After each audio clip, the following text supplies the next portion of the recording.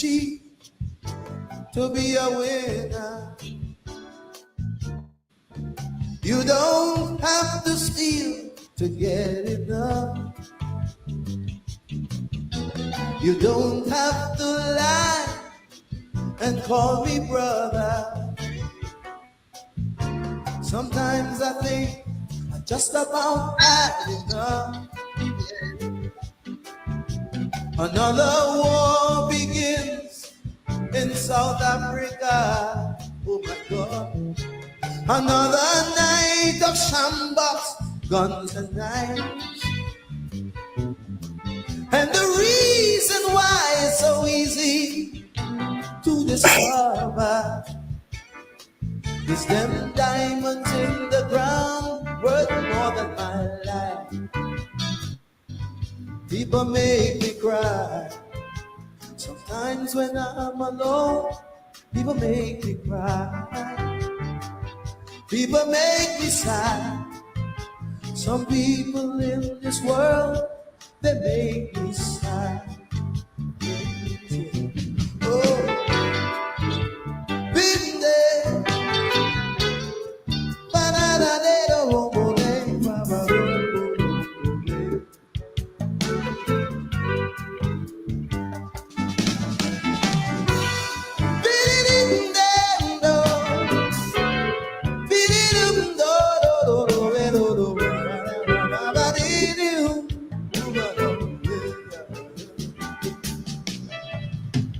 Sometimes I think, take my life too serious.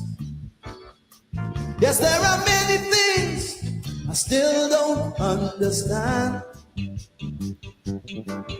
But you can't say for me that I am not curious.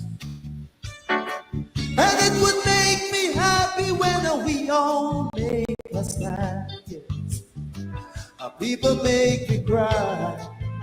Sometimes when I'm alone, how I cry. People make me sad. Some people in this world, they make me sad. Hey!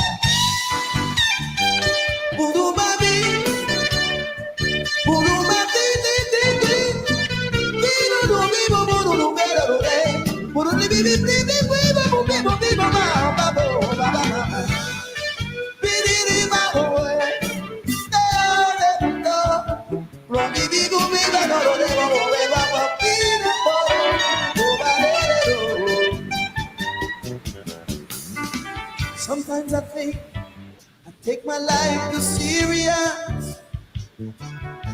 Yes, there are many things I still don't understand.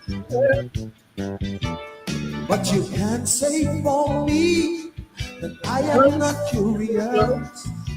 And it would make me happy when we all make a stand. People make me cry. Sometimes when I'm alone, how I cry. People make me sad. Some people in this world, they make me sad. I'll tell you why. Because you don't have to cheat to be a winner. No, no. You don't have to steal to get enough. You cannot take my life away and still call me brother. Sometimes I think I just about had enough. What? You take my home, you take my pride, you still want to use me? Oh, you're cutting my inside out like a knife. You cannot take it all away and still abuse me. It's them diamonds in the crown worth more than my life. People make me cry. Sometimes when I'm alone, how I cry. People make me sad. Some people in this world, they make me sad. People make me cry. Sometimes when I'm alone, how I cry. People make me sigh. Some people in this world they make me sigh. You don't have to steal to get it done. You don't have to lie and call me brother. Sometimes I think I just about had enough. Another war begins in South Africa. Oh my God. Another night of shambles, guns and knives. And the reason why it's so easy to discover is them diamonds in the ground worth more than my life. People make me cry. Sometimes when I'm alone, people make me cry. People make me sad. Some people in this world, they make me sad. Oh, been there.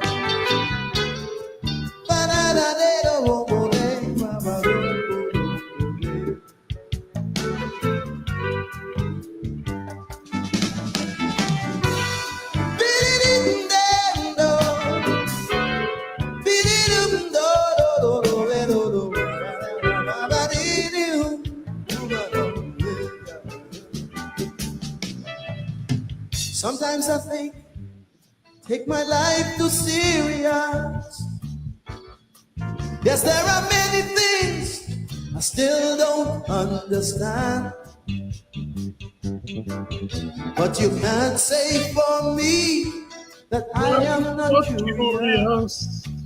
And it would make me happy when we all make a stand. Yes. People make me cry. Sometimes when I'm alone, how I cry. People make me sad. Some people in this world, they make me sad. Hey!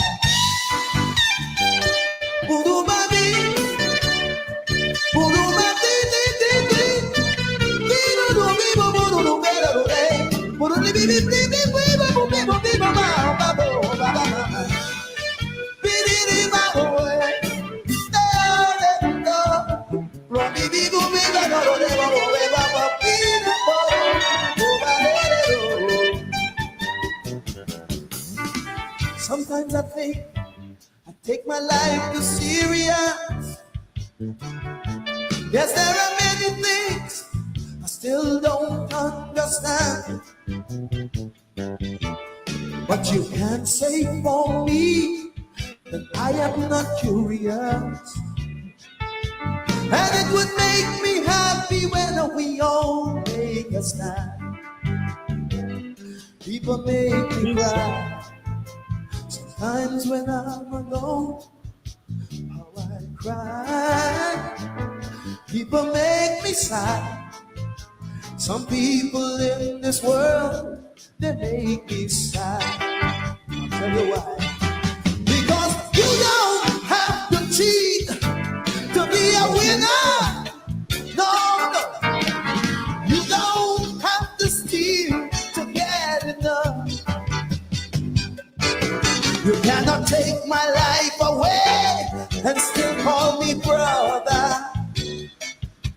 Sometimes I think I just about had enough. What? You take my home, you take my pride, you still want to use me. Oh, you're cutting my inside out like a knife. You cannot take it all away and still abuse me. It's them diamonds in the ground worth more than my life. People make me cry.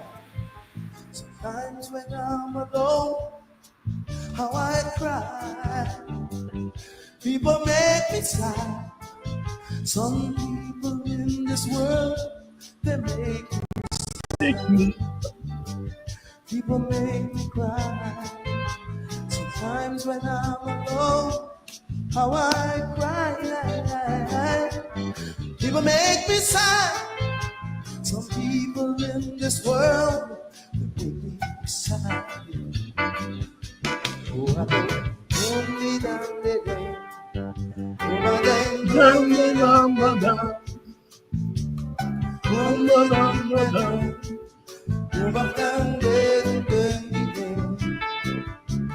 dum, down dum. oh, my down there, only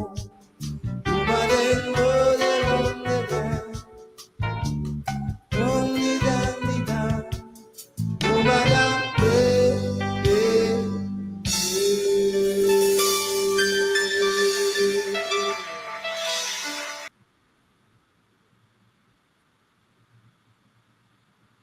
People make me sad.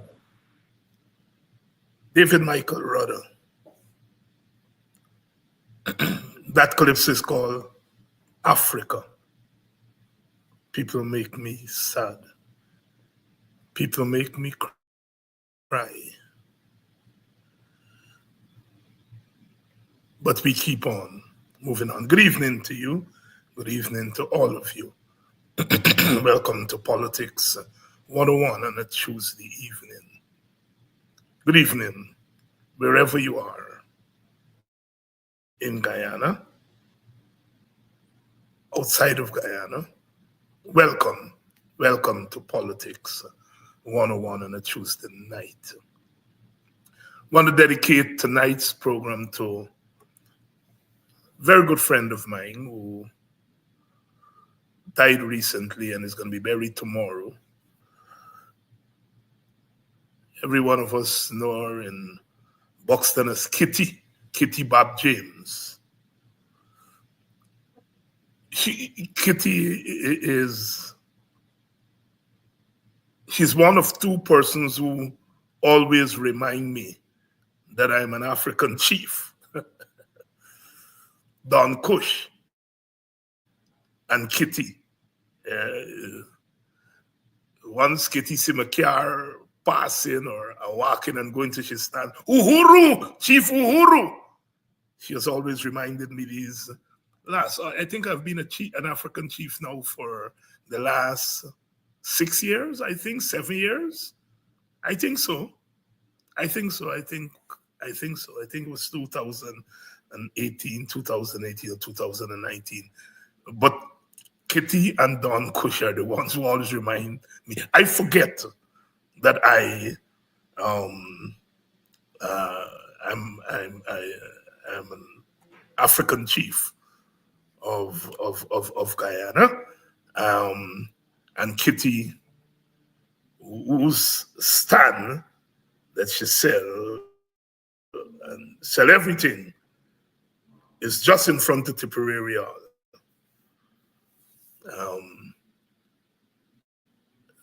Very good friend of mine, really strong supporter. We all grew up together, and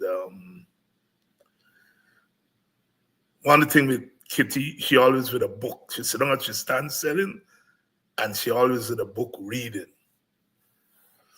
I dedicate tonight's show to her, and because she's one of those persons who her name would not be written in books and so forth, but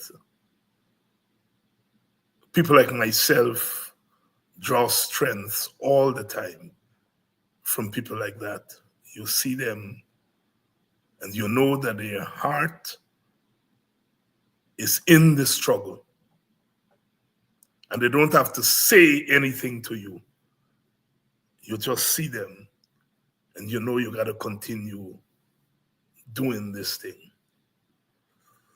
So Kitty, war good. War good. The ancestors, I'm sure, have found work for you. Um, there in ancestral land. Good evening and welcome to Politics 101. Dr. Jeffrey should have been here tonight, but he has Wi-Fi problems. And so we'll have to switch him to later, but we have lots to talk about. Lots are happening, and we continue to do what we do. Good evening to you, Marlon Blair. David Michael Rudder. As part of the prophetic tradition, there is what we call the black prophetic tradition. You know, when Dr. King, the night before he was slain, he gave that speech, the mountaintop speech, and he said, you know, tonight I'm fearing no man, because I've been to the mountaintop and I've seen the promised land. I may not get there with you, but you, my people, will get there. Less than 24 hours later, he was gunned down. And that is why 40 years later, when Barack Obama was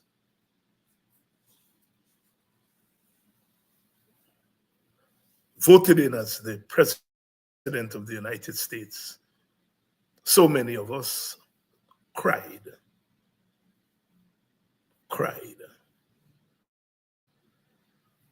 Jesse Jackson, Oprah Winfrey, Colin Powell, so many of us cried. So many of you cried. Because it was the fulfillment of the prophecy of Dr. Martin Luther King Jr. The Black prophetic tradition. Marcus Garvey prophesies that a king will rise in the East. An African king will rise in the East. He wrote a play. He performed in the play also. And in the play, he prophesies that an African king will rise in the East. And so in 1930, when His Majesty Haile Selassie, whose real name was Ras Tafari, when he was coronated, some beautiful souls on the island of Jamaica hailed the coronation as the prophecy of Marcus Mosiah Garvey. And thus was born the Rastafari movement, 1930. The movement that has been the most forward-looking Afrocentric movement of the 20th and the 21st century. All of us today are Rastas in one way or the other. The way we wear our hair, the food we eat, the music we listen to. Reggae music is Rasta music. Rasta music. The prophecy of Marcus Garvey. The Black prophetic tradition, David Rudder, is them diamonds in the ground more valuable than my life?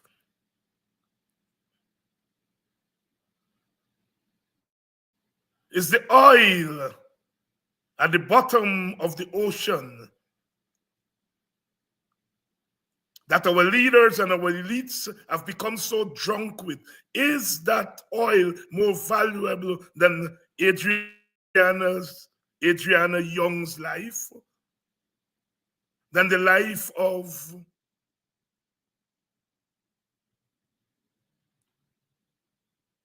Kian Fajane or Ronaldo?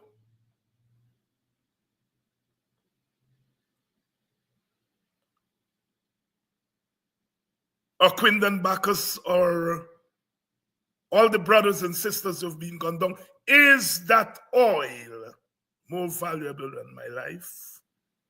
Sometimes I take my life too seriously, but one thing you can say about us is that we are not curious. The prophetic words of David Michael Rudder, not singing about Guyana decades ago, but singing about Guyana. The Black prophetic tradition.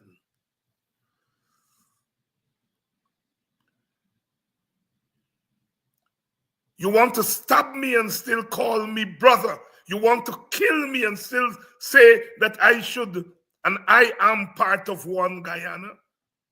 David Michael Rudder. The Black prophetic tradition.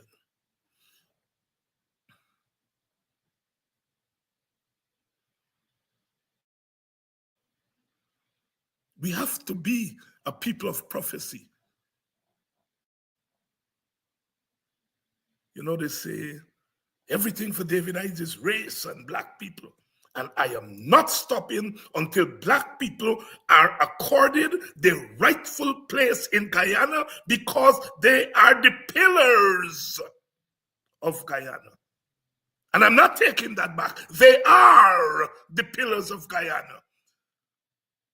If Guyana falls, it's because that pillar is pulled away.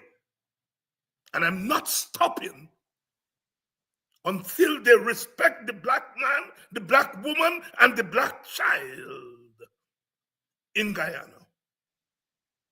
And they will.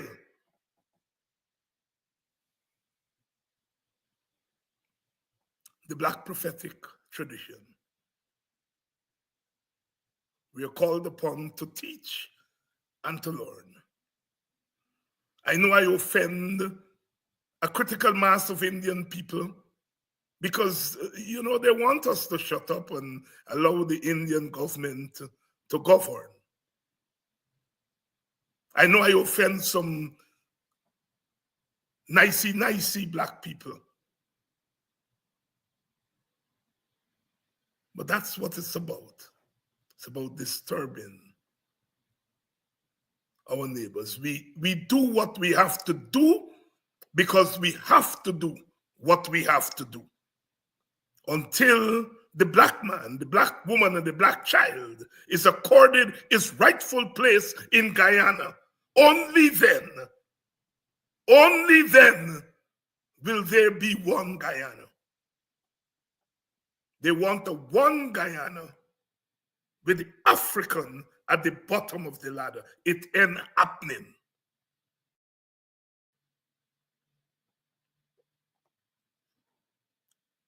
I heard one of the opposition leaders say, we can't build Guyana with one race. You don't have to teach me that. I learned that since I was a boy.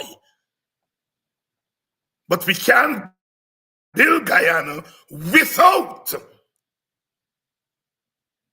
the black race, without the East Indian ethnicity, without the Amerindians. We can't build Guyana with one race, but we cannot build Guyana with any of the races being left out, especially the African. I'm not into cliches. I'm into righteousness and truth.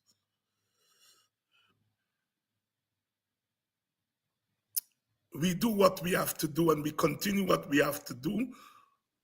And they tell us that we are preaching sermons and racial sermons, and We don't have one supporter and the PPP will win with a landslide at the next election. But we have truth and righteousness on our side, and that is why we continue to do what we are doing. Comrades, sisters, and brothers, sometimes you measure the effectiveness of what you are doing not just by what you think about what you're doing, but by what also by what your detractors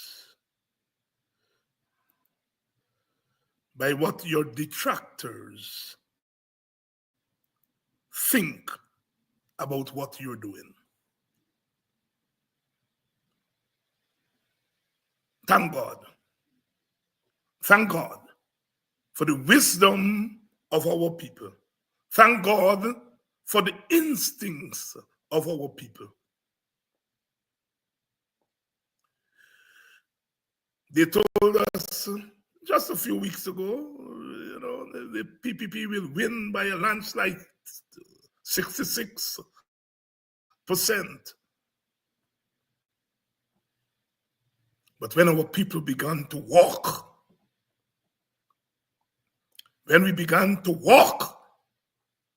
just by walking, standing up erect as men and women of dignity,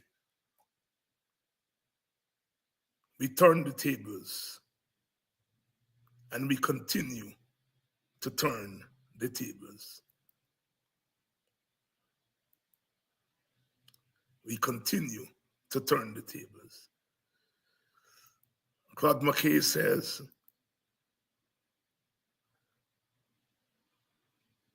if he must die, then let it not be like hogs hunted and penned in an inglorious spot, while wrongdoers bark the mad and hungry dogs, making their mock at our course lot. If he must die, then let us nobly die, that even the monsters we defy shall be constrained to honor us. Some people may say that I'm mad, they call me all kind of names. They call the WPA all kind of names. Quarter party, 2-man, 3-man,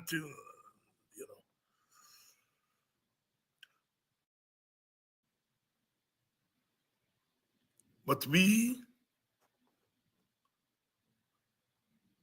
as Martin Carter says, we the people, we are the world's hope. We are the world's hope. We are Guyana's hope. We the people, especially the dung-pressed, we are Guyana's hope. And so,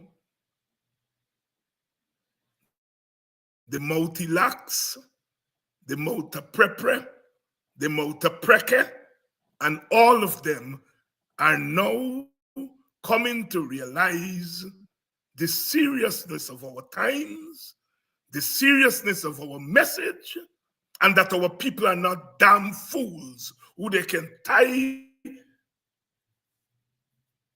rope round the neck and drag them back into slavery.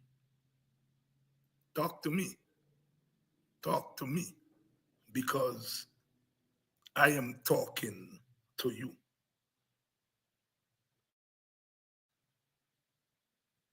At some point,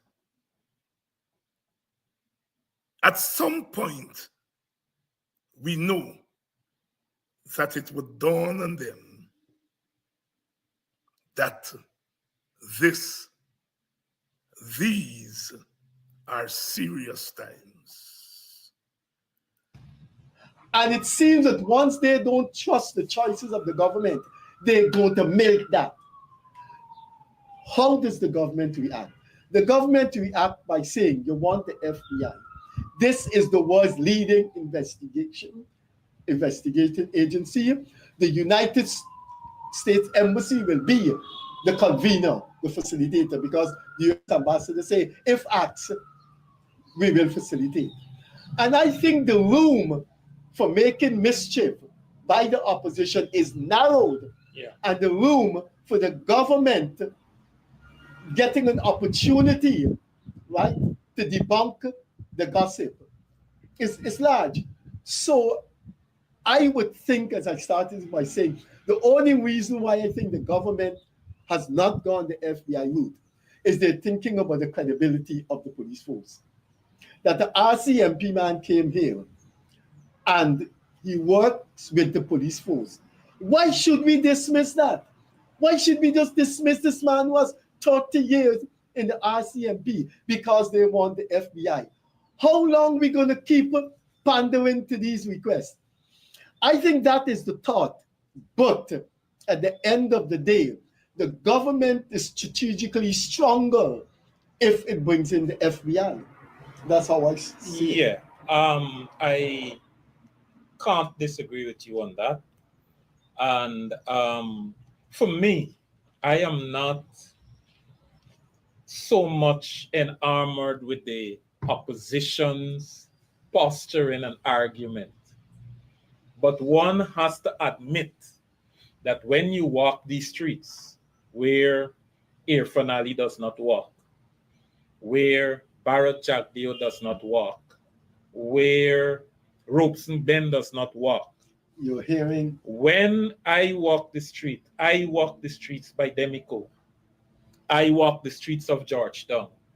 And the opposition has won or is winning the information war with respect to this case. Stop there.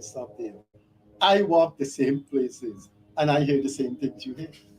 So the government must get the feedback there. So the government is literally on the back foot where this is concerned. And so I am saying I am not concerned about the opposition.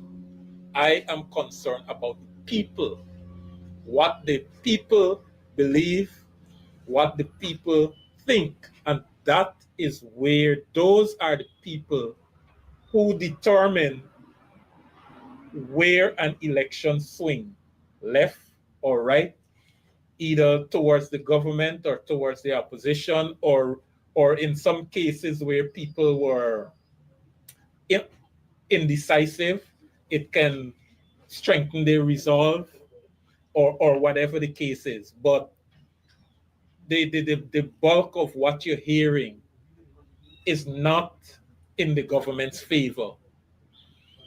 And because of that, I believe the government should respond to what people think. Not so much what the opposition think, but the opposition, because the ground was so fertile for suspicions, and then the opposition took a lead on that and is fueling that fire. The population, and this is not, I am not just talking about government stronghold, all right? I am talking about a broad range of Guyanese, of all races and walks of life, just believe that the government should acquiesce to that one request. And the word that comes to mind is tone deaf. It appears as if the government is not picking up on these tones. And those of us who support the government and are reading the tea leaves are saying to this government that we support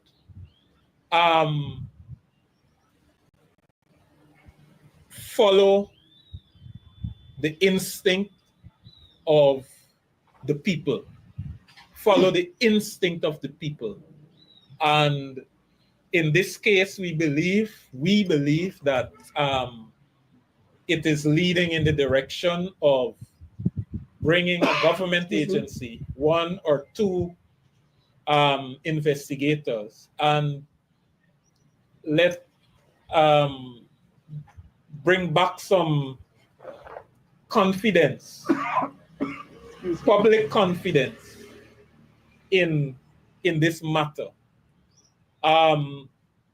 While that is happening also, the government must take mitigating measures against the police force losing its own morale.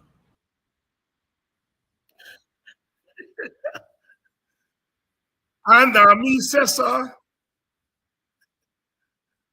and the Chinese says, sir, he said, Wong Pong Ling, he said, Ching Chai, and me says, sir,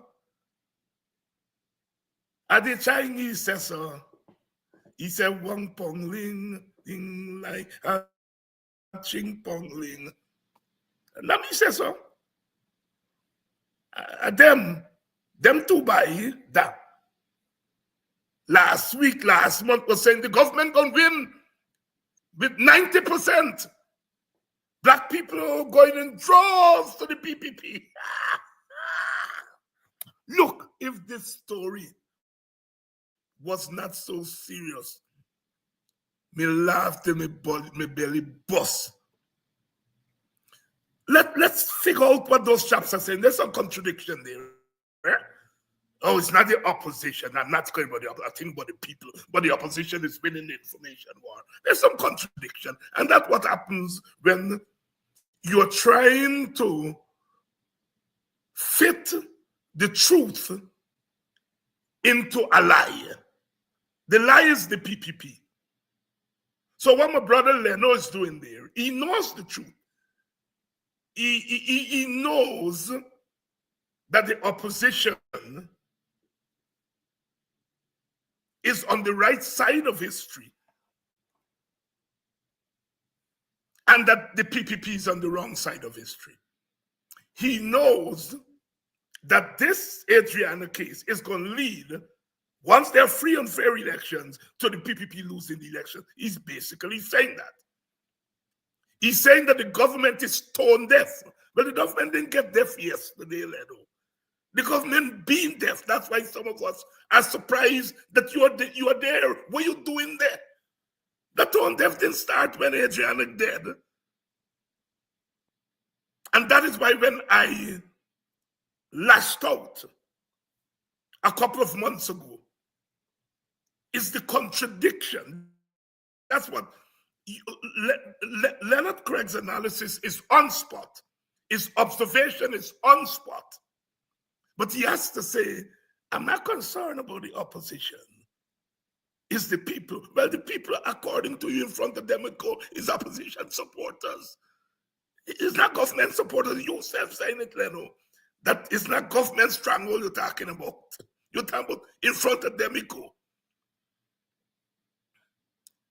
These are the people they were hoping to tie rope around the neck, put on red jersey from them, and call them crossover votes. It has now all evaporated. And even, well, Leonard Craig is sober. The other chap is drunk. But even that drunk man also admitting that he does walk the same place and hear the same thing. Comrades, brothers and sisters, every long rope get an end. We always knew what their plan was. We always knew that they were wrong. But so long as people were quiet, going about their business, they convinced themselves that they were right. Once people come on the road, the trigger for people coming on the road was that unfortunate death of that child. But once that child death awoke the nation, in particular, the African nation, That's it. They can't. Leno, you can't put it back in the bottle. It's over. It's over. It's over, Leno. You all can't put it back in the bottle. You all were trying to separate them people in front of Demico from people like me. But what Adriana did is, in spite of people like me and Aubrey Norton and the other leaders, in spite of what Adriana's demise has done, is that they have brought the nation, the African nation, back together. Now, they've also brought up other opposition people who are not part of the African nation together. Sometimes, you know, we in the African community, especially activists, and a lot of us are activists here, sometimes we get so frustrated that we get off with a, sophisticated blaseness that, people are not on the move. Even last night, Brother Rick Ford was saying he wants to see more from the people. I understand. I'm not knocking Rick Ford, because Rick Ford is a hard worker. But sometimes we, the leaders, have to realize we do not have the license to direct struggle. We don't.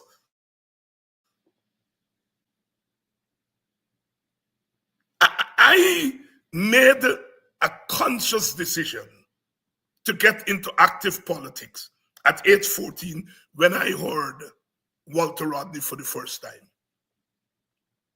And he said a simple thing. He said, history is made not just by leaders, but by ordinary people. And that someday somebody will record that we were in this schoolroom talking about how to change the world. That fired my 14-year-old imagination. I run home, asked my auntie if I could join the thing. She said, if Teacher Sydney is part of it, you can join.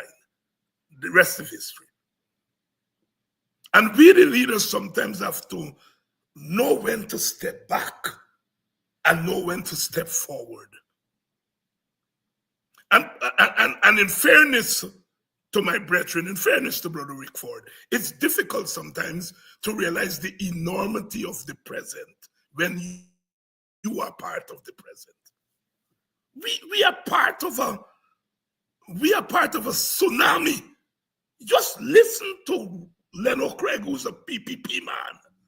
Listen to Freddie Kisuna, PPP man, and you understand the enormity of these last couple of weeks. They have moved from saying the government is the best thing since sliced bread, that Orphan Ali goes around and he listens to people, to now saying the government is tone deaf. They have gone from saying that the PPP will win by a landslide majority to saying that the PPP must now listen to the people. When I'm young people, they say, what more you want from we blood? The people have spoken. And the other side understand the enormity of it. Let's just get on with our game. Stop trying to be obeah men and women. Stop trying to be, we got to beat our people. No.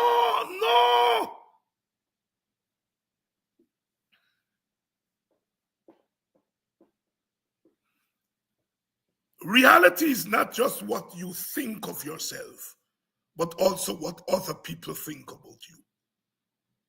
You listen to those chaps. They're basically saying, these are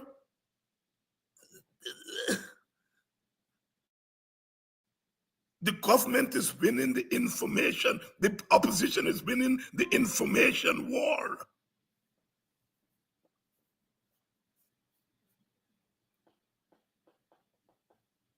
Anami says so. Anami says sir, I know we're winning the information war.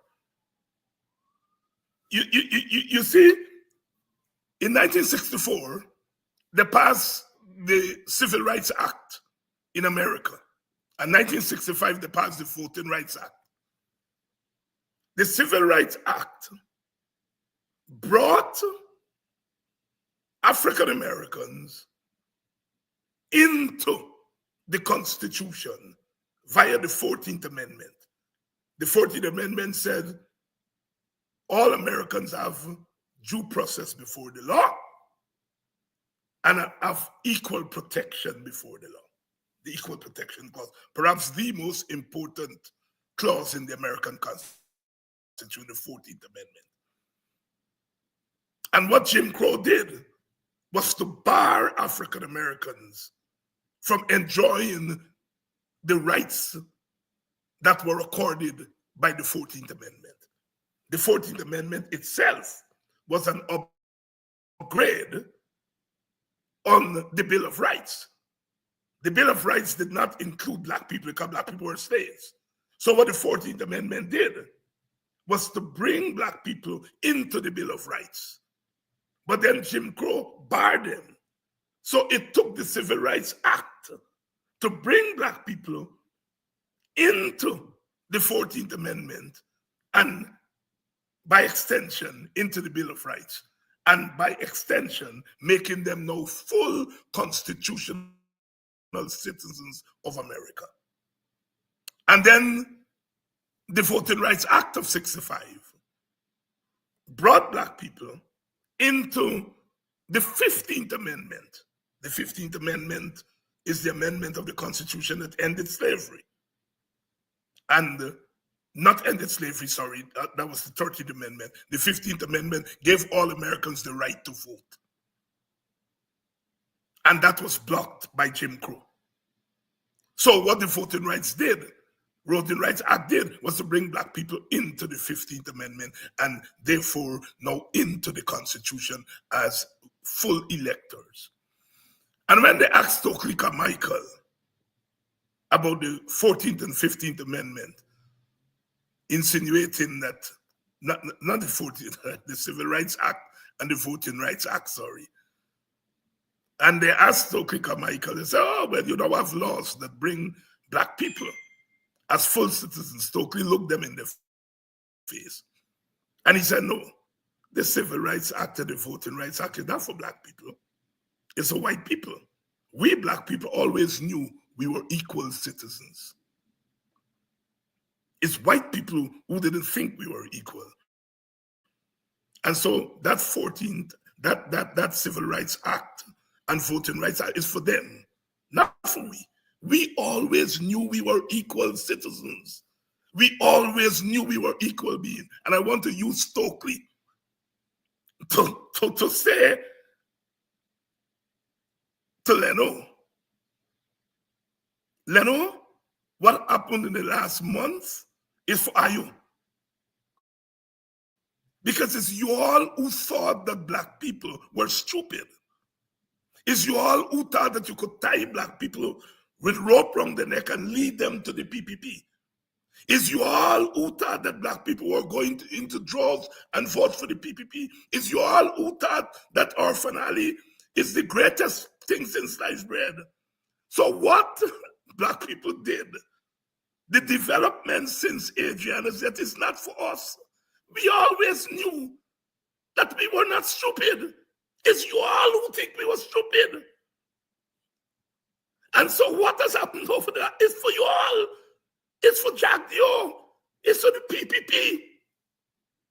It's they who thought that black people were stupid and docile and dormant. We always knew that our people were not stupid, are not stupid. We always knew that our people would not take blows forever. We always knew that. So the developments of the last couple of weeks is not for we. We've been there, done that many times. What has happened in the last couple of weeks? We did it from the middle passage, before the middle passage, across the middle passage, on the plantation, after the plantation. We've been there, done that many times. Right? So what has happened the last couple of weeks is not for us. We knew we are always human beings. Yes, some of you were a little bit frustrated that, oh, black people and standing up, black people this, black people that. Then, I understand the origins of that frustration. I myself sometimes got frustrated, but never frustrated to the point that believe that our people were just, you. All it take is for me to play a calypso on this program and then repeat the words from the calypso. I notice you are repeating the word there before me tonight. The two words, LB. I noticed my friend Mark now calling it Licky Licky. All we have to do is to play a kaiso and repeat those words. And the stupidities think that they're doing some great harm to me by taking it and putting it in front of the Chronicle and spend 3 weeks persecuting me for playing a kaiso and using the word lick bottom Africans from the kaiso. And what they did was to make my day. There will be no more lick bottoms. If we had others who were lining up to go and lick, after that episode, over, game over. Game over. You'll notice it's only one of them running up and down, up and down, up and down. One of them. We took care of that. All we had to do is to play kaiso. Play kaiso.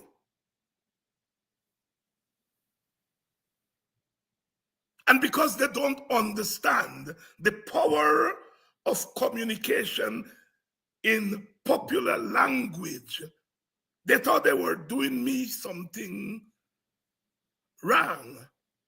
I don't mean nothing wrong. They help my cause, our cause. Game over. And then over the last couple of weeks, after the state, and do not separate the police from the government. The police is the government, and the government is the police. Don't separate them. Keep them their Siamese twins.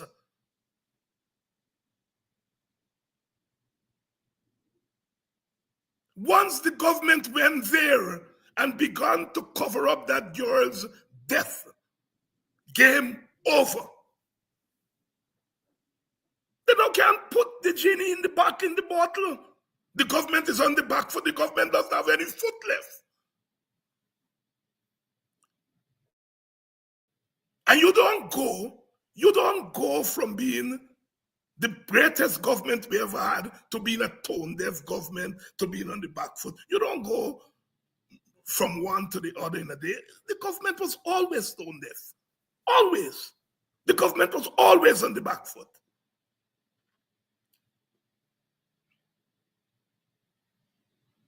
So, sisters and brothers, and Nami says so. Nami says so. Is they say so. And they're correct.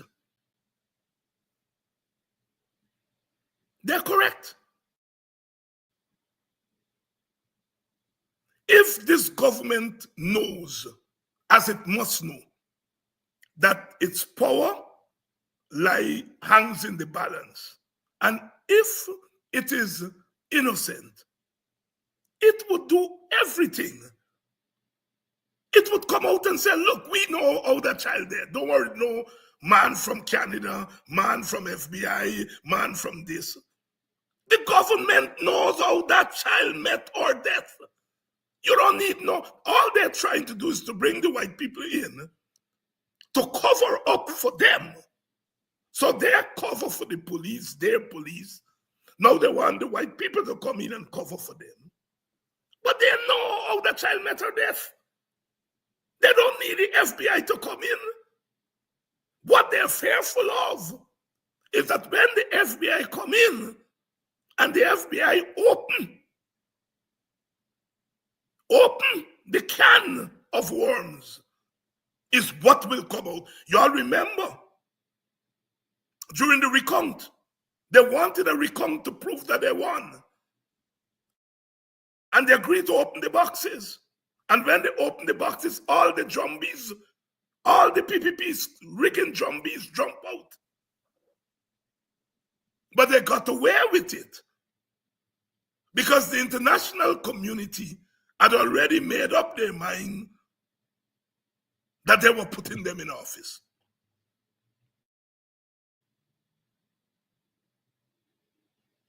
They get away with that. And they know not to bring the FBI and the Scotland Yard and the Canadians. They know not to bring them because it's another opening of the box, or the 60 they're playing with. Once them FBI people come and open the box, open them boxes, all them drumbeat, all the spirits from them 400 boys that have gone down to Waddle, to Crummy Wing, to Quindon Bacchus, to Boston, to Headley, to the Linden Tree, and now all of them spirit gonna come out. And drumbeat just frighten people. They don't want, that is why they don't want to bring the FBI. It's not just Adriana's secret murder that will jump out. It's all the other murders. They're smart enough to know that. And they know they don't need no white man to come and tell them who killed the girl. They know. This government does anything. Guyana is perhaps the most spying country in the world. Probably only the Israelis must be ahead of us in terms of spying on the nation. They know who killed that child. But what they're fearful is what is going to come out when the white people come. And that is why they went to the family and tried to do the number that they've done to all the other families, which was to quiet them down. And if you remember, initially, the father said, we want no violence, calm down, and so on. And it looked as though somebody got to him and said, shut up. That's not your business about what happens on the road. Your business is to press for justice for your child. And once the father came to that realization, game over.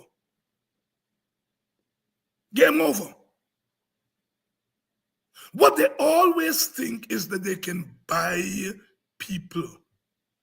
And they got away with it because they've bought a few of us. But the vast majority of us will not be bought. And so, yes, Leno, Craig, you are right. The government is tone deaf, and it is tone deaf not because it wants to be tone deaf. It is tone deaf because it has always been tone deaf. And it is tone deaf on this issue because its survival is based on this thing going away. But the thing will not go away. They felt that when they lock up those 100 boys and more, that would be the end of justice for Adriana movement. They felt that when they jailed that little Norse girl, that would be the end of the justice for Adriana movement. They feel that when they lock up baby Skello, they will get black people to do the number. And you hear some of our well-intentioned black people. Some of our people so want to hear themselves sounding reasonable. As I keep saying, we've been partying and dancing to sexually laced music from creation.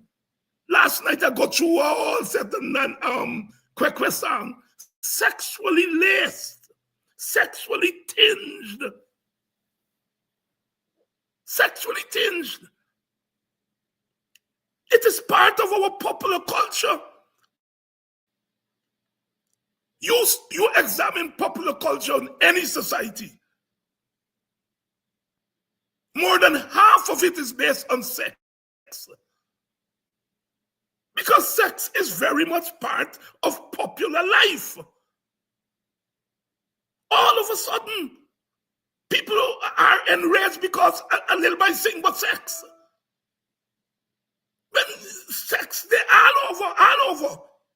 Kwekwe, which is our African Guyanese foundation folk music, it's about sex. We all have sex. We all talk about sex.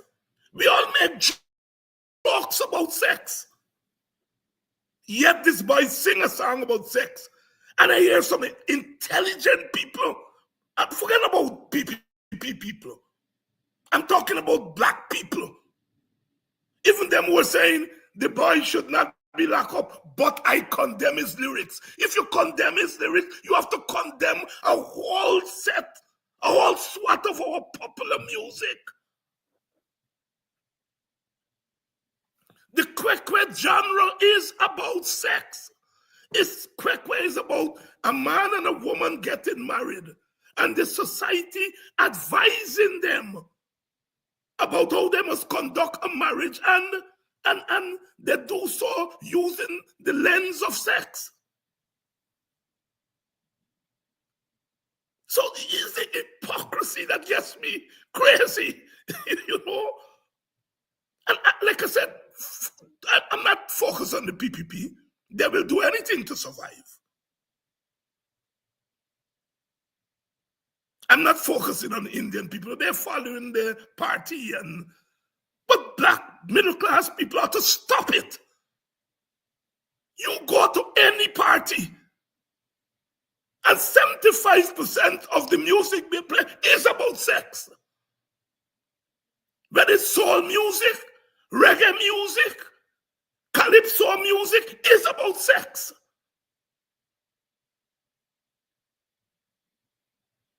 And black people, you all need to stop it. Stop condemning that boy for singing about sex.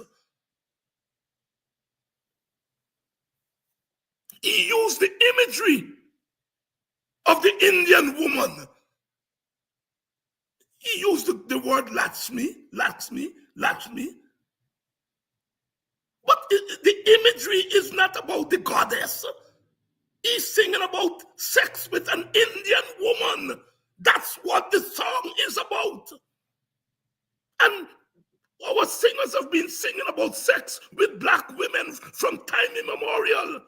And you all were not enraged by it. As soon as he sing about sex with an Indian woman, you all are using religion in order to say he's talking about blasphemy. He's being blasphemous. He's singing about sex with an Indian woman, and he's using the imagery of the goddess.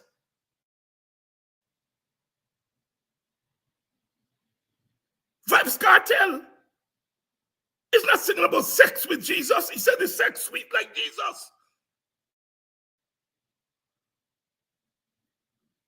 All of a sudden, we become holier than thou. Stop it, you all, stop it. Stop it.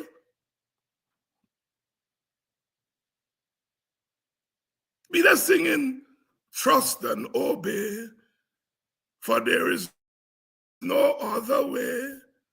but to be happy with Jesus if we trust and obey. And what we to sing? Trust and don't pay. Trust and don't pay, but to be happy with Jesus if we trust and don't pay. What is this thing about making fun of religion? It's been there from creation.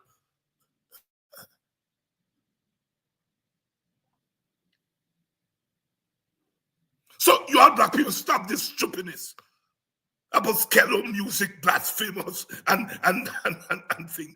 Skello only begin for sing, no, but bad sex yet. It's there.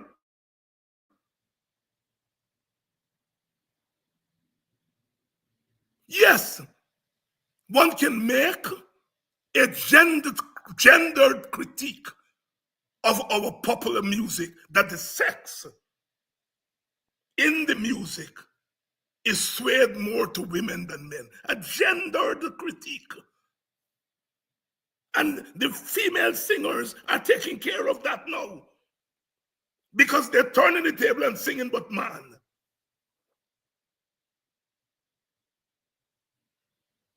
Calypso Rose sing but Solomon. Solomon use a blasted louse. Solomon, you don't mind your children. Solomon, get out of my house. Use a blasted louse. Our female singers are taking care of the gender imbalance of the music. Tanya Stevens and them younger female singers, reggae singer, I sing, but man, they turn back the sex on men. Yes, you can make a gendered critique, but this moralistic thing, black people, you all stop it. I'm teaching you all tonight, and I'm taking the license because I've studied popular music. I teach it.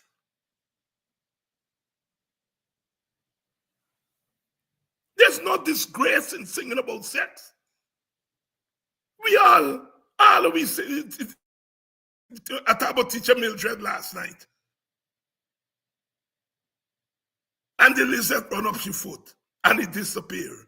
And all of we kick, and we dancing. All the middle class people just wind up. Mildred, teacher Mildred. All that this thing is doing is taking the prude and sexualizing her. The middle-aged woman who never had a man. And that's all Sparrow is doing. He's turning that middle-aged woman who never had a man, or people never see she with a man, he's turning her into a sex symbol like every other woman. And you all know what we discuss, women who want to get man and who want to get children, we discuss them in society. What Sparrow did with teacher Mildred is to bring that woman sexually on par with other women. We have to understand our own culture before we go running after we want to please Indian people. And Indian people know them chutney soca people who can sing but sex more bad than them.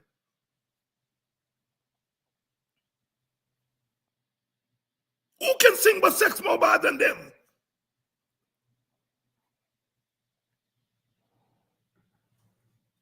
Anyhow, things are happening.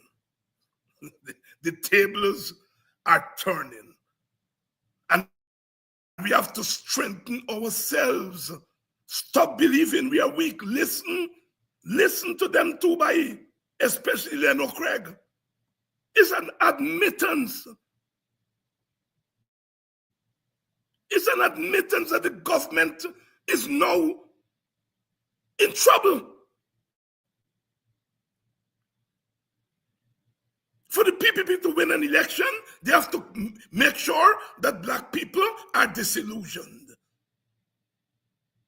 They have to make sure that black people are down in the doldrums so that they would stay home and don't vote.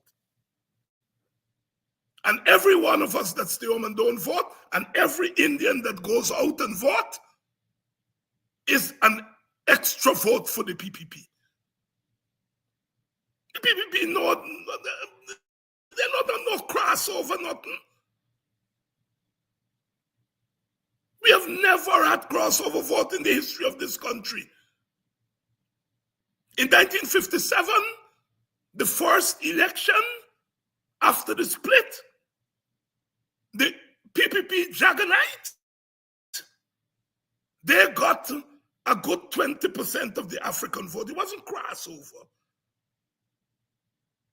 There were Africans who were always in the PPP, and when Mr. Burnham left, he didn't carry all the African leadership.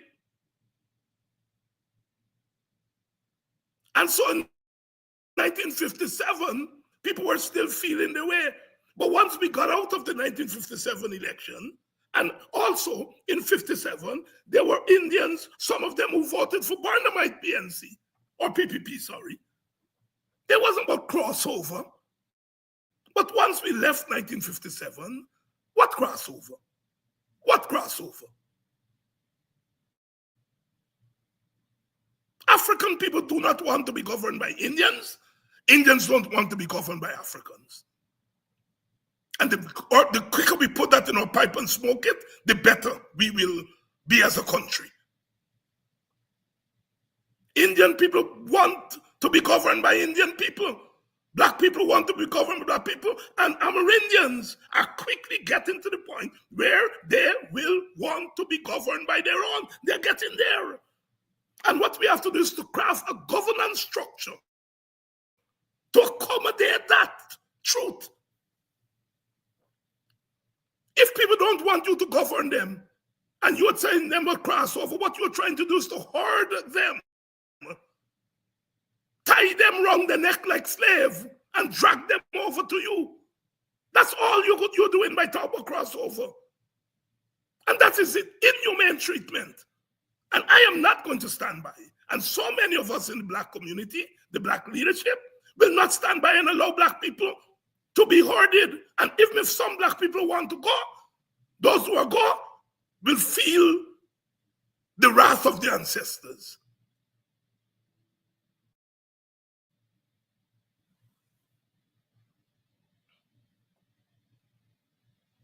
Yes, a man has street, a woman has street. You dress up in a jersey and get you $40,000. She gonna put on the jersey. But I tell you, when you see she go home and take the jersey off, she costs so till. My aunt worked as a maid, one of her many jobs. She worked as a maid in some Portuguese people kitchen. They were nice people. They were nice to her. They were nice to us as children. But she was very conscious of that she was doing it. And she would say to us, "I you got to go to school. Even if I wear one panty, I you go to school because you not go work in no Portuguese kitchen." She was very, very clear that she was into a transactional relationship so that she can get money to raise us. But she knew that she did not want to be there. And over time, she phased herself out of that job. In addition to selling black pudding, she started selling guinea and dongs and this and that, and phased herself out of that working in Portuguese kitchen. So I understand those young women and men who are putting on the jersey. They're not doing it because that's where their belief and head is. They're doing it for survival. I grew up in a household seeing that when me auntie done working at Portuguese kitchen, she's gone with Miss Green and them led in the women's auxiliary, which was the women's arm of the PNC. That job, the experience, drove her into politics. As she used to say, all she had was a fifth standard education, sorry. But she was conscious enough. And our people are conscious. What people like us do is that we help to lift them. We help to give them the confidence.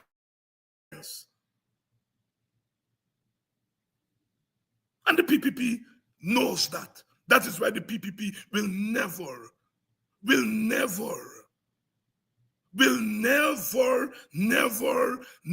bank their power on black people vote.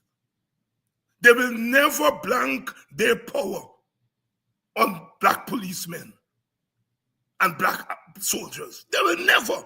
What they will do is try to contain them, allow them to become corrupt as a way of containing them. Because when they become corrupt, get something on them. And you tell them, go shoot David Hines. They will go shoot him. So what the PPP is doing, the PPP is not blanking on black people for their power. Maybe some of the black leaders are banking their power on Indians. Maybe.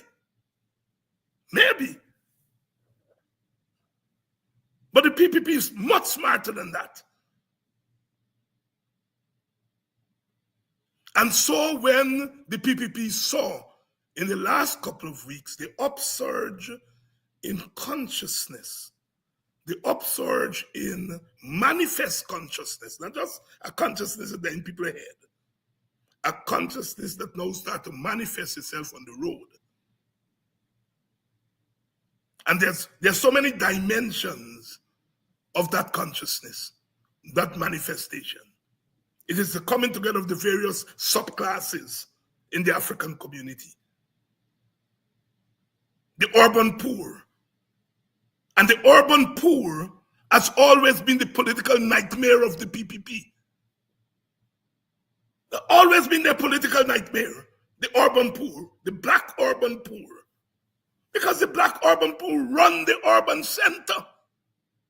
That's their stronghold. And whoever want to operate in that black urban center, they have to deal with the black urban working class. What you all calling scrapehead and all kind of fancy name. That class has always been the PPP's nightmare. That is why they all them up and throw 100 of them in jail. It is as if they're sending a warning to the others. And we are now reliably informed that half of them 100 and how much they get in jail are so-called civics, so-called PPP hangers-on. So we have them on the back foot. I agree with you, Leno Craig. Does it mean that I am saying that we're going to win an election tomorrow? That's not what I'm saying. We got to work. We got to turn this upsurge into electoral capital. So the work ain't done. We have to turn this upsurge into political and electoral capital. That is why I ain't condemning nobody. I'm not condemning anybody. Because it's those people, those boys' mothers, we got to vote. Then by daddy, we got to vote. And when we get power, we have to ensure that urban and by extension rural poor African male, that we come up with policies to pull them from the edge. Because the whole scraping thing is that they're scraping a living. Every day go by a holding on. Every day go by a holding on. That's their life. And we have never, as a society, since Burnham, attempted to grapple with that phenomenon of the black urban male. When Burnham came up with the national service which he borrowed from Tanzania and other places, when he implemented national service, it became an outlet for that black urban poor. And the PPP get rid of it because they want that urban poor not to be liberated. And what they've done is that they've used money to try to control that black urban poor. And so that night when they saw the country lit up, they realized that that's it. The gambler has not paid off the gambler and they lose. Boo. Because they don't understand the phenomenon that they're dealing with. In the same way, just as the nightmare of the PPP is the black urban youth, the nightmare of us in the opposition is the rural Indian male. The rural Indian male who does burn the cane, who does chase police and beat them, who does block roads.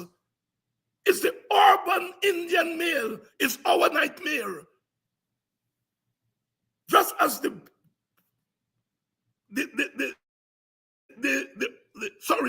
rural Indian male is our nightmare, and the urban African male is the PPP nightmare.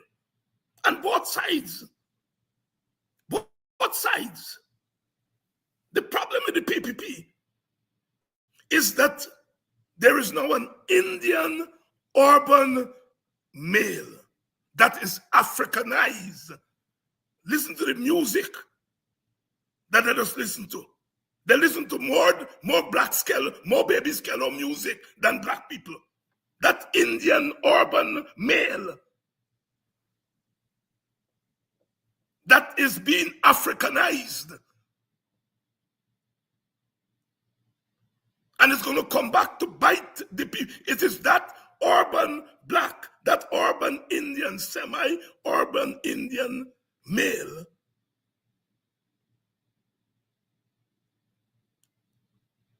Azadin Mohammed is a product of that. And that is coming back to bite their ass. Whereas the African urban male is impoverished. The Indian urban male got paisa, got money. And Azadin is a manifestation of that Indian urban male.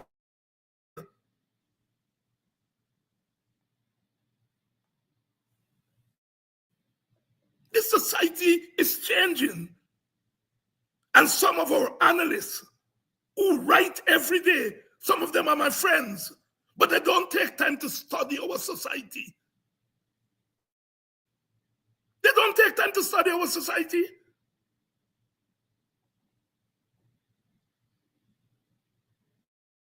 And so therefore they come to this wrong conclusion.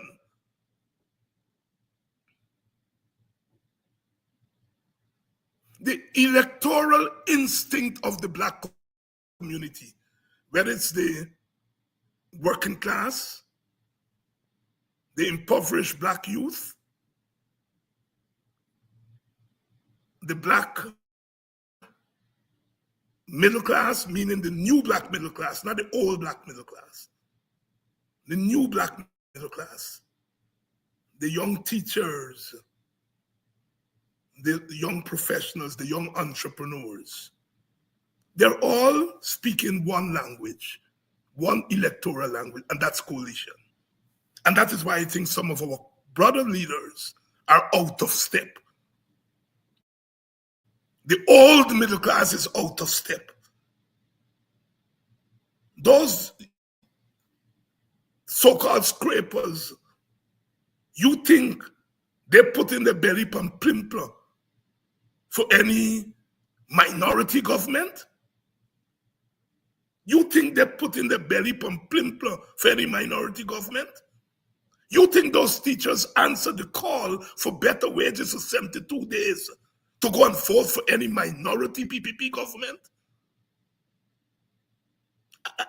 I think some of our black brothers, black middle class leaders are so out of touch, somewhat tone deaf, because they're hearing themselves. There are a lot of young people who are frustrated with us. They're frustrated with Aubrey. They're frustrated with Nigel. They're frustrated with me. They're frustrated with Alawi. That is a reality. But that frustration does not mean that they don't want to see us in power.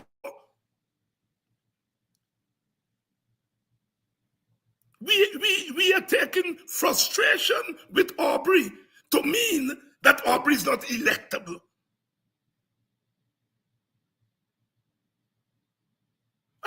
One of my biggest supporters, he just called himself me bushman, me interior representative. And he called me with a long voice note today. He said, Dr. Hines, I read your manifesto yesterday, and you don't get nothing there for bushman? You don't get nothing there for land? And he's right. No, embedded in our policy is something for bushman and something for agriculture and something for land. But he wants to see it explicit. And he's critiquing me. I am his leader. He just sent me a voice note every night after my program. But he's critiquing me. He's saying that times, what happened with you dropping back? I watch your manifesto, I read your manifesto. You don't get nothing in there. No land, nothing for land, nothing for bushman. And he's right. It is not explicit. It is implicit, which means that he is teaching us how to write a manifesto in this time. Manifestos now have to be a more popular document than it used to be. He wants to see himself there. The support that he's given me and the WPA, he wants to see it in a policy for him and the people in his group. Does that mean that he feels that I am not electable? No, he's critical of me as his leader. People are critical of Aubrey. But that doesn't mean that Aubrey is not electable. People are critical of Nigel. Does that mean that Nigel is not electable? We are mixing up people's critique of their leaders and taking it to a level that, well, because people are critical of a leader, the leader not electable. No, man. Now you can't sell me that. That's pig in bag. That's pig in bag. So, sisters and brothers, we are at a critical period. And you all got to help us to make some decision. I started by saying this program tonight is dedicated to my friend Kitty Bob James, Kitty Roseman, one of two people, she and Dan Kush. They always remind me of my African chief name. Even me just forget that it is African chief. Chief Uhuru. And that name Uhuru was given to me. That name Uhuru was given to me after I made a speech when some African chiefs were in the country. And they gave me, and Uhuru means freedom and independence. They hear one speech from me, one speech, and the man come across to me. They didn't plan for make me a chief. They already had a lineup of people who they were coronating with chief. I made one speech at the and the title of my speech was that we never left Africa. Although we were physically all the way from Africa, we never left Africa. And you're in Buxton and you are in Africa. And the rest is history. After the speech, they decide that they're going to coronate me as a chief. And they give me the name Uhuru, which means independence and freedom. Incidentally, one of the first books I read on Africa as a young man is a book called Not Yet Uhuru, written by Ojinga Odinga, who along with Jomo Kenyatta were the two foremost leaders of the Kenyan independence movement. Ojinga was Luo,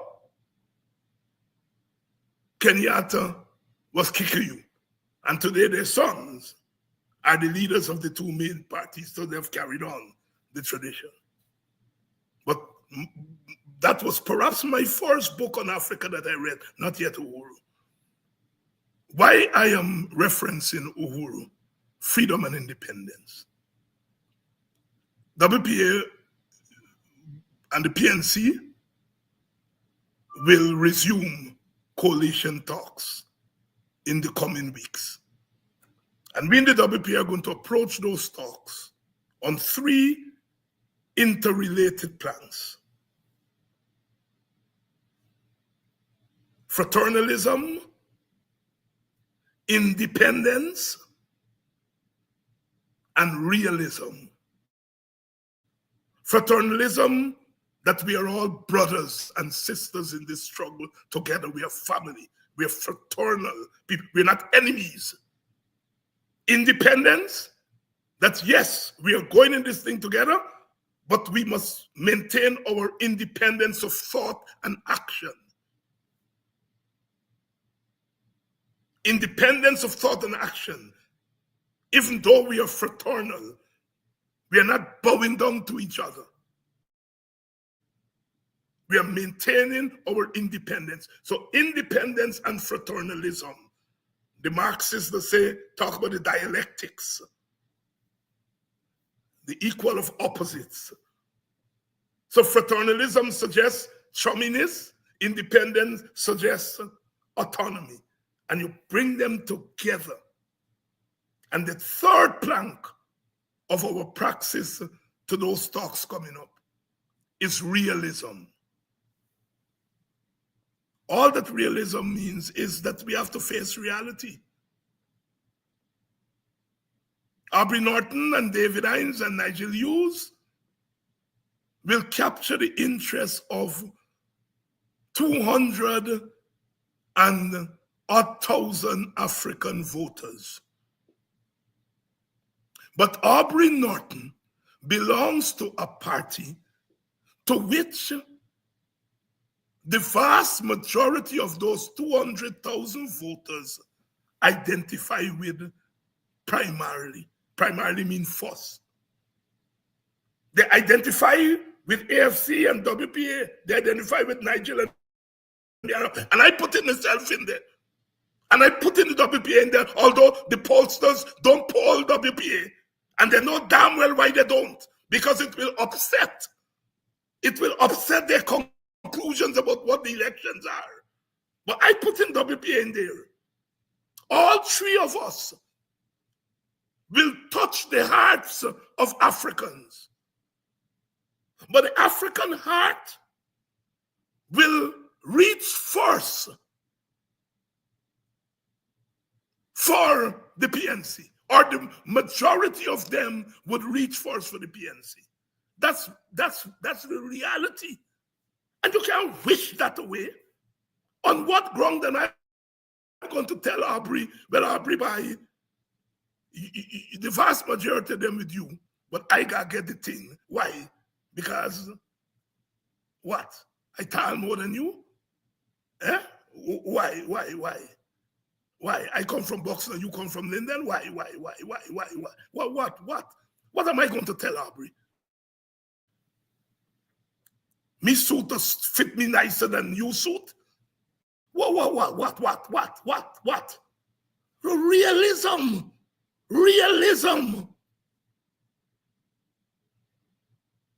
Realism.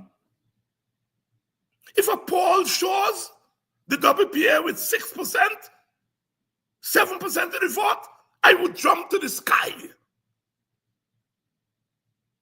And I'm sure that there is a poll, there are polls which are going to show that. So, fraternalism, independence, nobody don't tell the WPA what to do. Then the repolling. And realism. I will serve any day under Norton or under Hughes. I don't have a problem. I'm not that insecure. I'm very secure. We in the WP are very secure that we can serve under any one of them. They may not want to serve under us. That's their business. But we are secure enough to serve under them.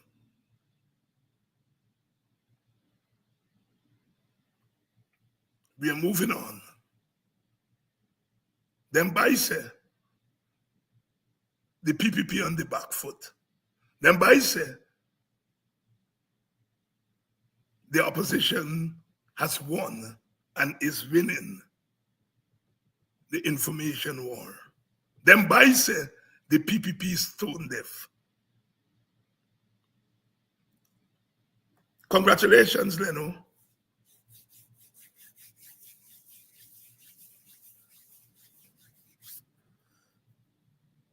We shall overcome.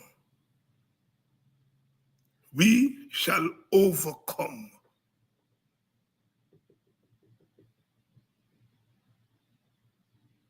Because we have always overcome.